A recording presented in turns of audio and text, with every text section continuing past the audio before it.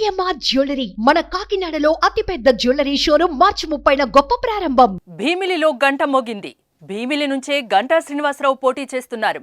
Pending లో ఉన్న 4 Lok Sabha 9 assembly స్థానాలకు టీడీపీ అభ్యర్థులను ప్రకటించగా గంటా శ్రీనివాసరావుకు భీమిలి టికెట్ ని చంద్రబాబు కేటాయించారు. దీంతో కొన్ని రోజులుగా కొనసాగుతున్న ఉత్కంఠకు తెరపడింది.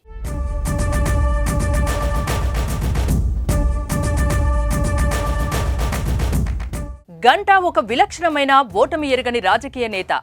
ఎక్కడి నుంచి పోటీ చేసినా విజయమే దక్కింది. 1999లో రాజకీయ రంగ ప్రవేశం చేసినప్పటి నుంచి ఇప్పటి వరకు ఒకసారి పార్లమెంటుకు, తర్వాత 4 సార్లు అసెంబ్లీకి పోటీ చేసి వరుస విజయాలు సాధించారు.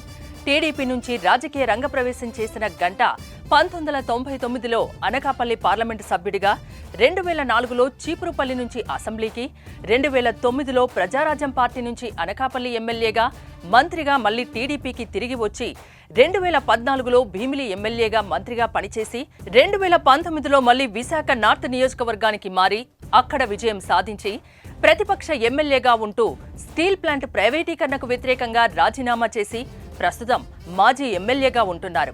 అయితే ఈసారి మాత్రం గంటా పోటీ చేసే స్థానంపై కాస్త ఊగిసలాట సాగింది.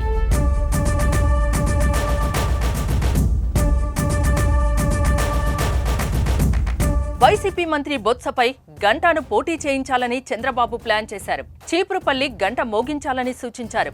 కానీ గంటా శ్రీనివాసరావు చంద్రబాబు ఆఫర్కు ఒప్పుకోలేదు. చీపురుపల్లి వెళ్లను అంటే వెళ్లనని తెగేసి చెప్పేశారు. భీమిలిలో పోటీ చేస్తానని పట్టుబట్టారు.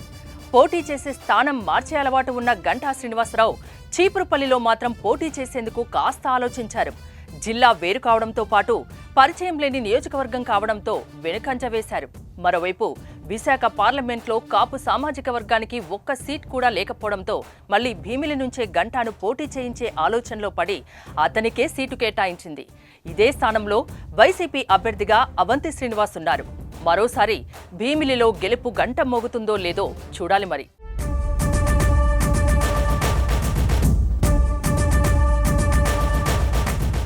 సుమన్ టీవీలో మీ పర్సనల్ అండ్ బిజినెస్ ప్రమోషన్స్ కోసం కింది నెంబర్కి కాంటాక్ట్ చేయండి.